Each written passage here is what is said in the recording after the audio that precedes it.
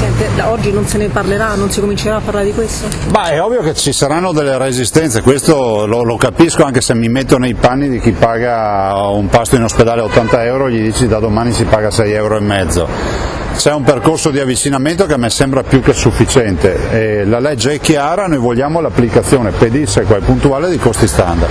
I virtuosi devono essere premiati nell'interesse di tutti, ci possono essere elementi di virtuosità al nord, al sud, al centro, valorizziamoli tutti e facciamone un capitolato unico, in maniera tale che tutti abbiano questo riferimento. Scusi governatore, ma le famose regioni benchmark, no? Che devono essere scelte le famose 3, ma sono le famose 5 per ora ancora, non sono state scelte le 3. Quando devono essere scelte? Questa è una partita che prevede, se non ricordo male, 3 indicate dalla conferenza e poi altre 5, ma la verità è che noi siamo assolutamente sul pezzo e vogliamo che le regioni benchmark, a prescindere da quali siano veramente poi virtuose, perché questa è la vera partita.